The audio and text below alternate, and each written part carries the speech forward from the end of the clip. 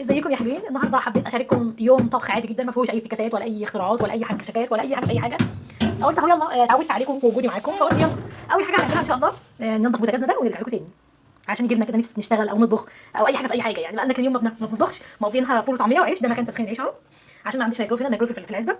فقلنا يلا نبتدي مع بعض كده اي حاجه في اي حاجه. ننضفه ده بمنديل، حته منديل اهو، منديل مطبخ، هنمسحه وننضفه لعله وعسى نفسنا نتفتح ونطبخ يعني. ونرجع لكم تاني. ومعايا مسوكه كالعاده مبهدلاني ومظبطاني وعامله كل حاجه فيا اهي. ام كوكا، بصي يا كوكا، انت تعملي ايه؟ انت تعملي ايه؟ ايه؟ دي مسوكه هاني بنتي الصغيره. اعملي لهم باي يا كوكا. كده عملت لكم باي، يلا باي. وبعد ما مسحناه بالمنديل نشيلنا منه كل اي حاجه عليه، نجيب حته سلك ناشف زي دي كده، حته صغيره كده، ونعمل كده من غير ميه ومن غير اي حاجه، هيتلمع ويبقى زي الفل.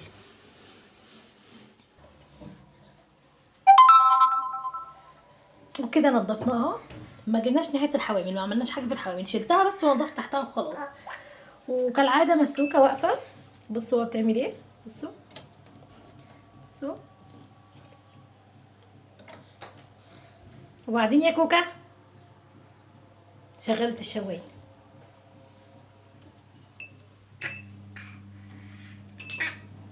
طيب، ادي من مسببات تعطيلي والله في الطبخ، ان هي بتيجي تشتغل كانها واقفه قدام تلفزيون. وبعدين يا كوكا كده تمام، الطبخه استوت، نطلعها بقى يا كوكا. ما نطلعهاش، كفايه بقى كفايه، احنا تعبنا كده. يلا باي باي، نخلص بقى الطبخ ونرجع لكم تاني نشوف هنطبخ ايه. نعم. هي دي السويقة؟ اه هي دي السواقه، يلا نجيب، امسك كده. ايه يا ماما؟ السواقة تتملي ناس يا رب كده، يا رب وكل اللي قدام السبورة دي يا رب.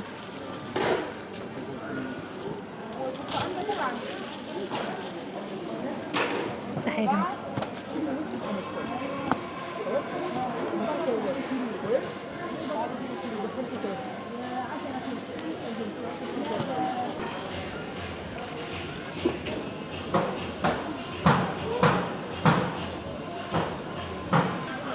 يا ام علي. ليه كده غدا جوله مع ليه كده خبر بعض ويومين الشتاء بس.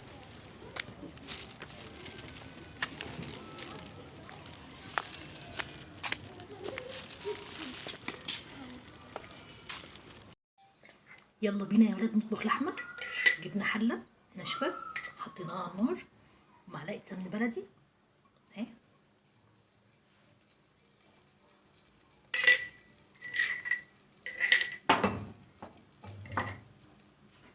ولما تفك السمنه ننزل بقطع اللحمه. لحمه، هناكل لحمه النهارده بقى، لنا كام يوم ما اكلناش، فهناكل بقى الحمد لله، بسم الله.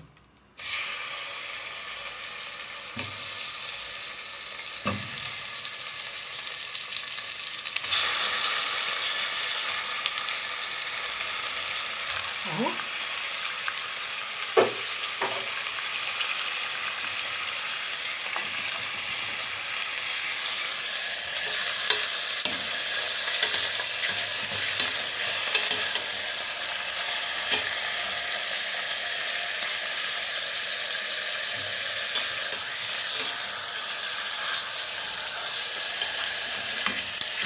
تاخد صدمه.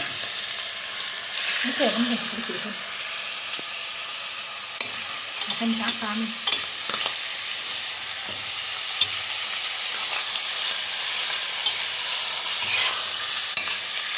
ونقلبها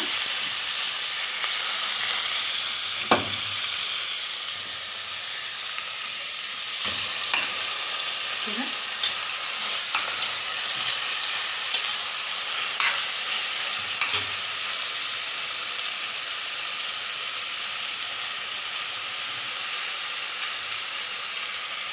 وننزل بقى ببصلتين، ورق لورا، فلفل اسود، البتاع ده اسمه مسمار او اسمه قرنفل، 2 حبهان قرن كده.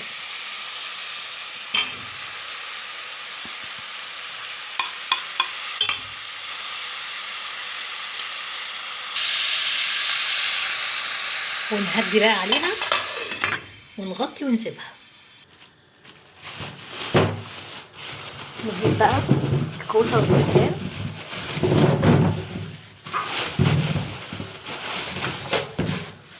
ونغسلهم حلو ونقورهم. في نفس الوقت نيجي نبص على اللحمه، ما شاء الله ريحتها جميله ونزلت كل الحاجات اللي فيها اهي. ننزل بقى عليها بايه؟ بالميه السخنه. الميه السخنه دي بتقلل وقت سواها. بسم الله.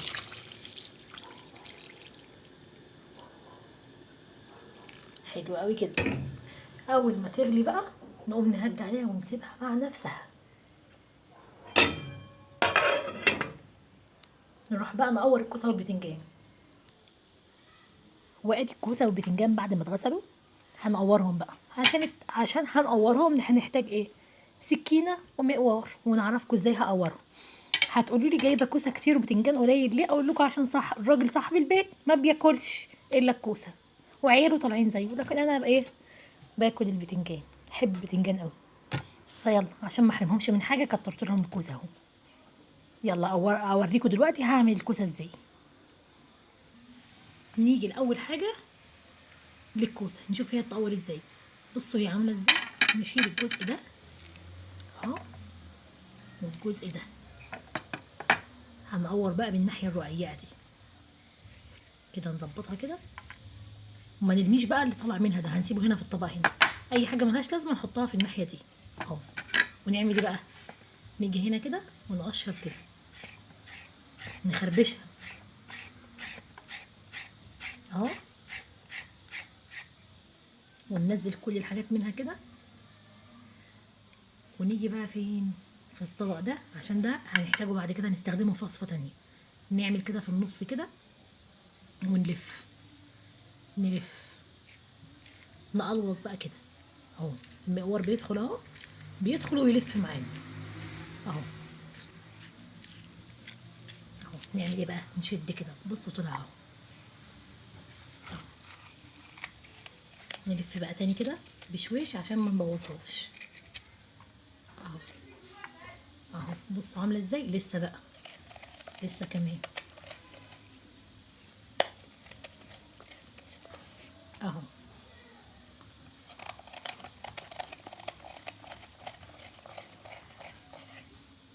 اهو. هي كده بقى زي الفل كده، جميله، ما نزودهاش اكتر من كده، وهكذا. ونعمل الباقي كله كده. بس نشوف دلوقتي بقى البتنجان هيتعمل ازاي. نجيب البتنجانه اهي، نشيل الجزء اللي فوق ده خالص ونخليه كده. نيجي بقى في جزء هنا برضو، مش هنرمي اللي جوه البتنجان ده، هنحتاجه في وصفات تانية هقول لكم هيتعمل فيه ايه.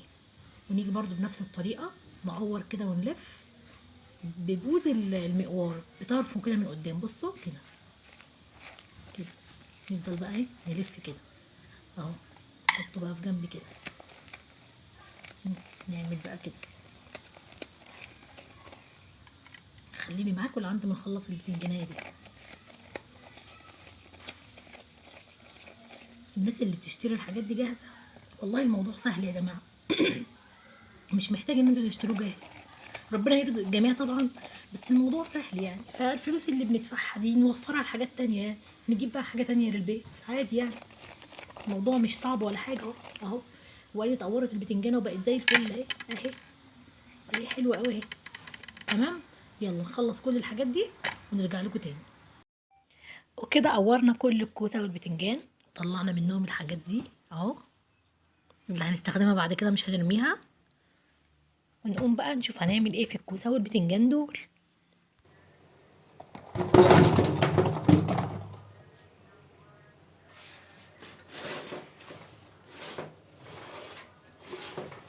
يلا نشوف هنعمل ايه بعد ما غسلناهم.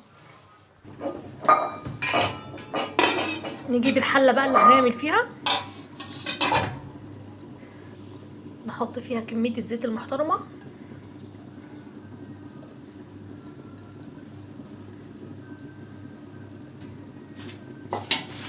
ولما الزيت يسخن هننزل عليه بالكوسه بقى. وقت ما الزيت يسخن ان شاء الله ننزل عليه بالكوسه. دلوقتي بقى كنت عايزه، دي حاجه بصراحه عملتها وما صورتهاش. شفتوا قلب البتنجان؟ قلب البتنجان انا جبته شوحته في معلقتين 3 زيت، وبعد كده نزلت عليه بفصين توم و2 قرن شطه سبايسي و3 طماطميات. بصوا مش عايزه اقول لكم ريحته وطعمه تحفه. على فكره ينفع تعملوا بيه كل حاجه، تاكلوه كده عادي، تحطوه والله على البيتزا ماشي. بصراحه تحفه تحفه تحفه، وفي مليان قيمه غذائيه جميله، طعمه حكايه حكايه حكايه. وبالنسبه ده قلب الكوسه، حطيناه في شويه ميه وسيبناه بقى يستوي مع نفسه اهو، وبعدين نهدي النار عليه ونقفل عليه، وهنقول لكم بعد كده نعمل فيه ايه. نرجع بقى دلوقتي للكوسه. الحله سخنت والزيت سخن وكل شيء تمام. ننزل بقى بالكوسه اهو.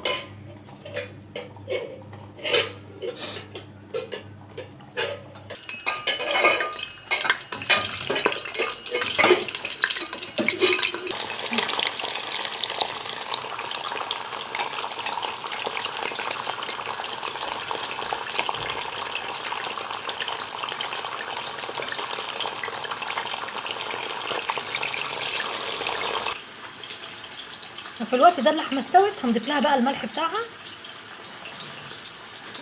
ونسيبها شويه وبعدين نطفي عليها.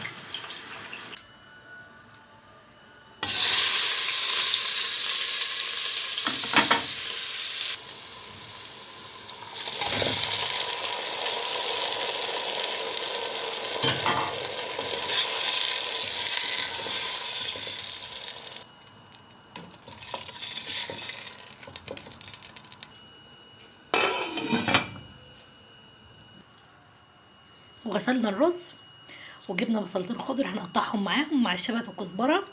وبص ده ايه بقى؟ ده بقى توم اخضر جاي من الارض. بعد ما احنا بنزرع التوم بيبقى اخضر كده، فبنشد منه شويه كده للمحشي بقى والحاجات دي، بيخلي طعم المحشي جميل. هنقطعه ونرجع لكم تاني. هو الشبت والكزبره، وده الشبت والكزبره هنقطعه برضو ونرجع لكم تاني. ودي خلطه محشي هنحط منها معلقه على الحاجات دي مع بهارات وملح، ونخلط المكونات دي كلها في بعضها كده قبل ما نحط الصلصه عليها،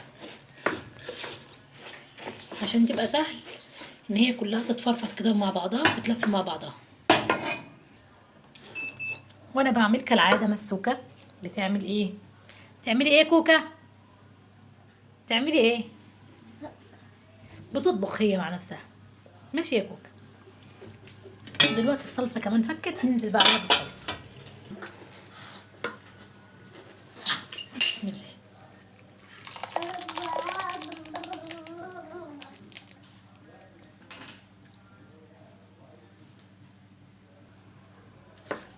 نقلب بقى كل الخليط ده في بعضه كده، وكده جاهز للحشو. بعد كل ما يتقلب في بعضه كده نحشي بقى. نحشي بقى فين؟ في نفس الحله اللي احنا عملنا فيها الصلصه. بس الاول نعمل ايه؟ نجيب البصلايه دي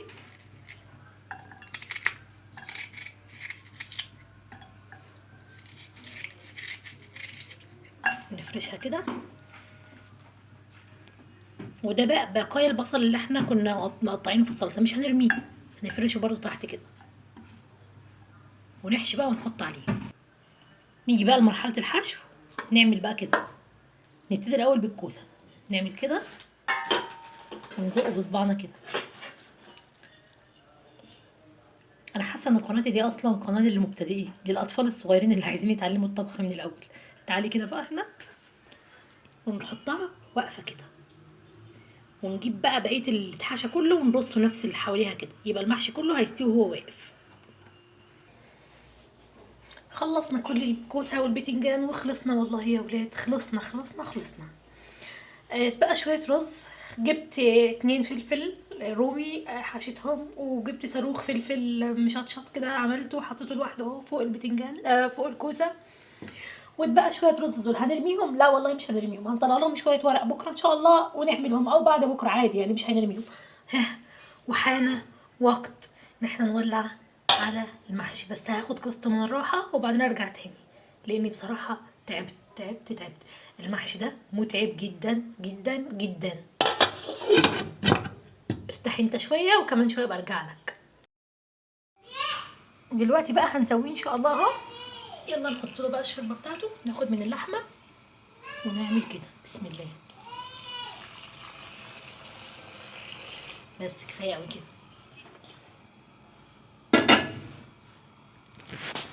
نغطي عليه بقى ونسيبه بقى يستوي مع نفسه.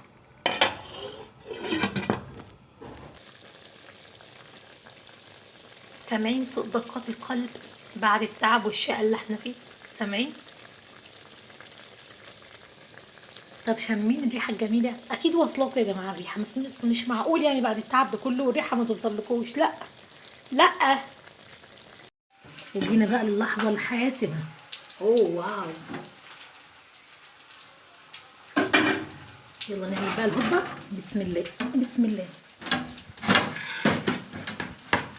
اهو ما شاء الله، اللهم بارك، ما شاء الله. انا واثقه بقى ان هو جميل، مش معقول بعد التعب ده كله ويطلع مش حلو. كل المكونات اللي فيه حلوه قوي، يتجنن قوي، صحيه قوي، وطازه قوي. وطبعا لا يخلو صوت، لا يخلو فيديو بدون صوت مسوكه بنتي. حط بقى اللحمه هنا كده.